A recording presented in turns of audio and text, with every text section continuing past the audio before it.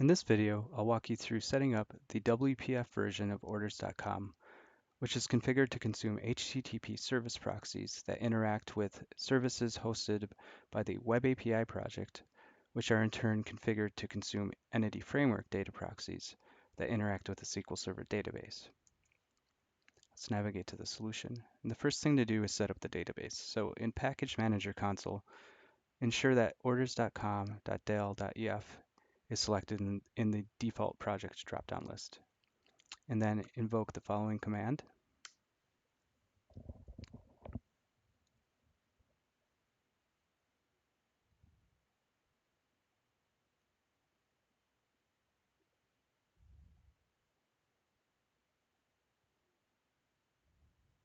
Great, now that our database is set up, let's go ahead and configure the WPF application. Let's open the main window XAML file and locate the main window loaded event and ensure that configure HttpClient usage is invoked.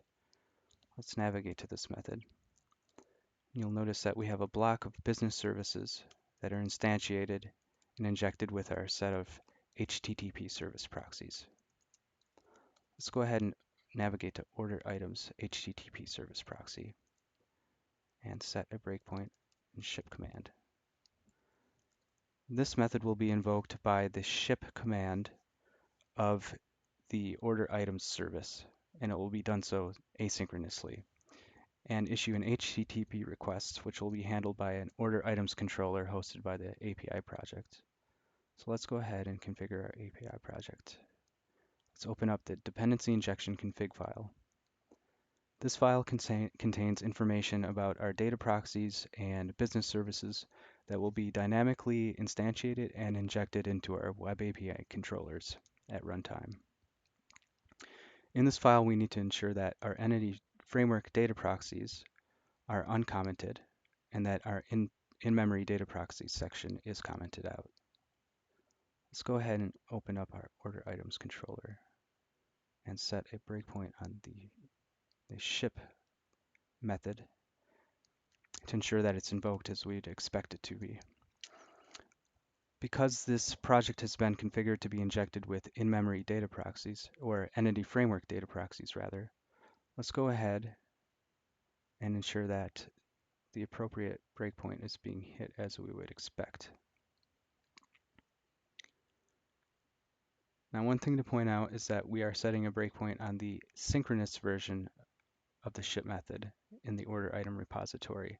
And that's because in our order items controller ship method, we are actually invoking the ship command synchronously. So now that we have our breakpoint set, let's go ahead and ensure that the API and WPF projects are set to start up. And it looks like they are. So we are set. Let's go ahead and run the application.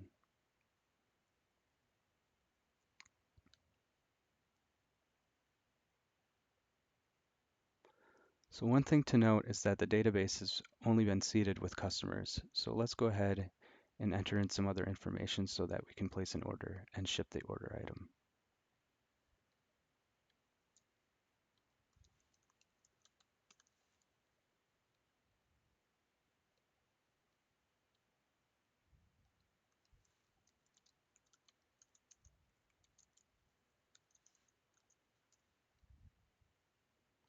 Update the inventory.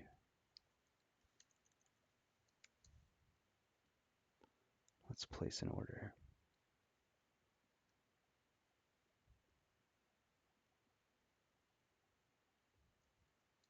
Save, submit, ship. And here we are in our order items HTTP service proxy in the ship async command. This is going to again issue a HTTP put and will be received by the order items controller in our API project. So let's go ahead and continue. And here we are in our order items controller in the ship method. Let's go ahead and continue again. And finally, we're in our entity framework data proxy implementation of order item repository in the ship method. Thanks for tuning in.